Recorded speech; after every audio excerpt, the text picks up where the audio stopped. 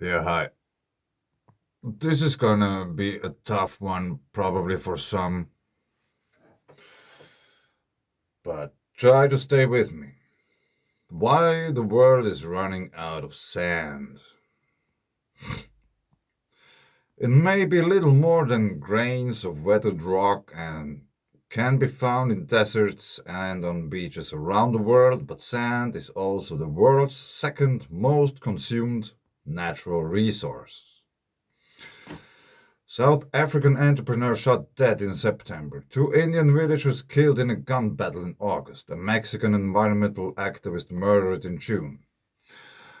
Though separated by thousands of miles, these killings shared an unlikely cause. There are some of the latest casualties in a growing wave of violence sparked by the struggle for one of the 21st century's most important but least appreciated commodities: ordinary sand.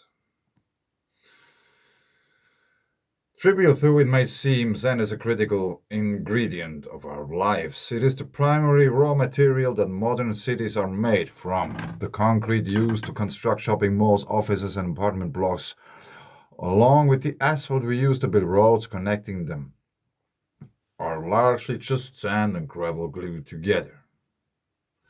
The glass in every window, windshield, and smartphone screen is made of melted down sand, and even the silicon chips inside our phones and computers, along with virtually every other piece of electronic equipment in your phone, are made from sand.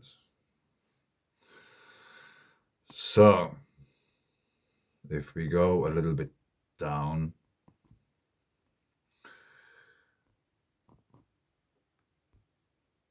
the problem lies in the type of sand we are using. Desert sands is largely useless to us. The overwhelming bulk of the sand we harvest goes to make concrete, and for that purpose, desert sand grains are the wrong shape, eroded by wind rather than weather. They are too smooth and rounded to lock together to form stable concrete.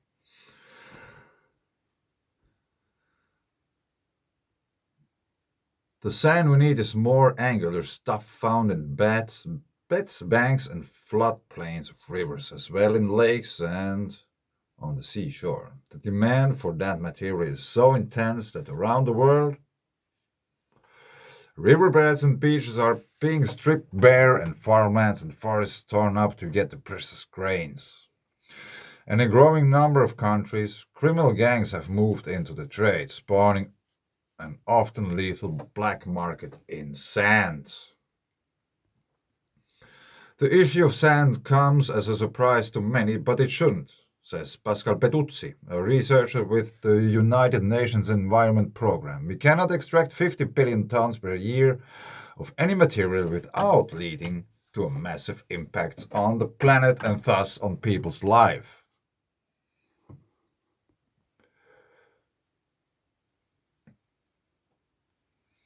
The main driver of this crisis is breakneck urbanization. Every year there are more and more people on the planet, with an ever growing number of them moving from the rural countryside into cities, especially in the developing world. Across Asia, Africa, and Latin America, cities are expanding at a pace and on a scale far greater than any time in human history. So now, let's have a quick glimpse on history. We are still talking about sand, and actually, this is how it looks close. Let's have a look quickly first. No, we don't do it now. We do it later. Extraterrestrial sands. Gary Gilligan. The first chapter is for free. Quartz sand is everywhere, imaginable and unimaginable amounts. Think of the vast sandy Arabian and Sahara deserts. Where did all the material come from? Are the homogeneous quantities of sand around Earth due billions of years of erosion, or could there be an alternative explanation? There are uh, things to read about that. Is it possible the Earth is covered with debris from recent cosmic catastrophe? Could debris such as large boulders, rocks, stones, pebbles, dust, and sand, which are believed to be indigenous to Earth, actually be extraterrestrial in origin? The Sahara Desert was a vast, rich grassland with plenty of rainfall just 6,000 years ago. Then it suddenly turned into the bleak and arid desert it is today. You can figure out about this site more. I will leave a link down there. But let's hop over quickly to Google Earth. Yeah, it's blue. There are no marks or whatsoever.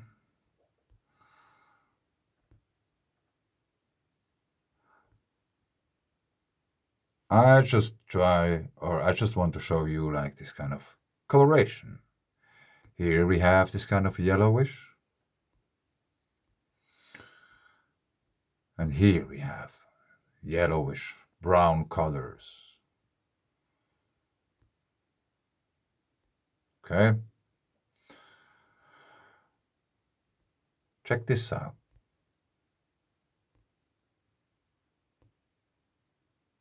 Where is it? It's not too big. I guess it's here. For example, that's just one example. The examples are many. There are many places in Finland, for example, where we have really bright sand and it's really, really fine,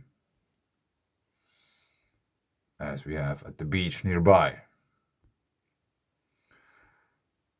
And I was thinking many times, is it possible that the sand just got driven from the Sahara Desert here up north? But somehow then it would be distributed somewhat evenly everywhere. But it isn't. It's really not. There are like places where you have of it plenty, and there are places where you don't find anything of it.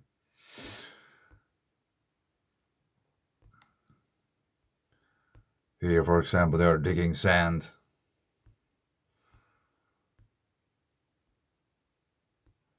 And basically, you don't do too much with that material because it's really fine.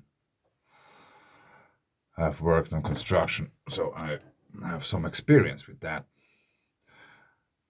So, is it possible that also here up north we have exactly the same sand as we find in the Saharan desert, which has exactly the same origin, which is not Earth?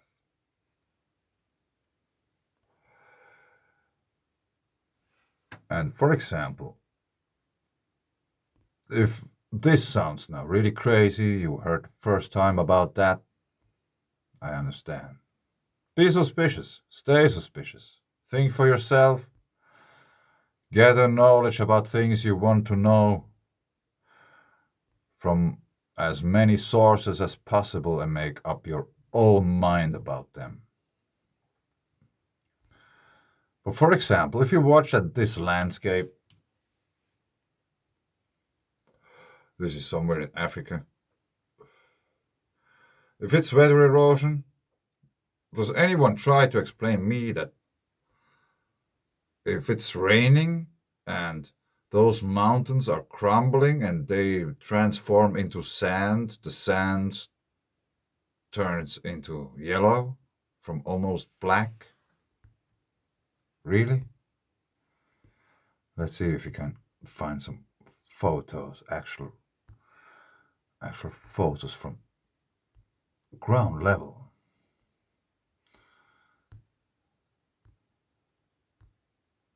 No one ever has been there.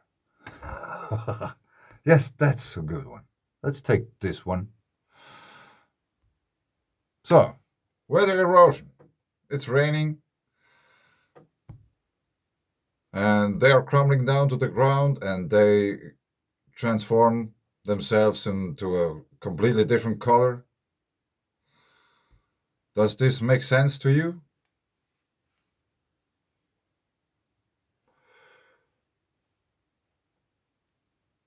It didn't to me, never.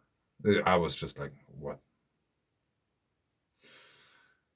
But I learned so many things, electric universe and all this kind of, you know. And if you dive, the deeper you dive into that, the more obvious all the things get. If you understand the actual power behind electricity, of what it's capable of doing, it's not crazy at all anymore. At all. But I will leave you with a picture I created. One of my really highly sophisticated pictures. Yes, the picture from Finland is quite close to where I live. It's just this kind of place where they dig. I was riding bike there. I know how it looks. It looks approximately like that. And I'm talking about the colors. We have the same colored sand in Egypt and Finland. And unfortunately, I haven't been to Egypt. I really would like to go. I like it would be really cool to travel around in Africa and see all those places and stuff. But maybe once, let's see. I don't know.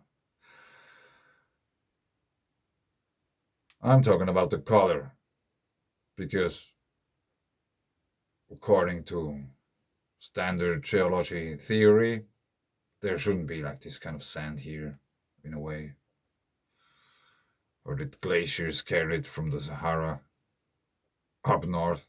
I don't know. Doesn't make sense either. So the sand might have the same origin.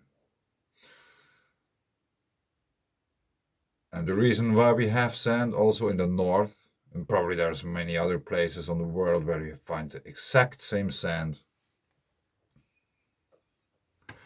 The reason why we would have it north is because of Birkeland currents, North Pole, uh, static electricity attracts things which are flying around in the air, these kind of things. Yeah, I leave it here. Sand. Interesting theme. Thanks. Bye.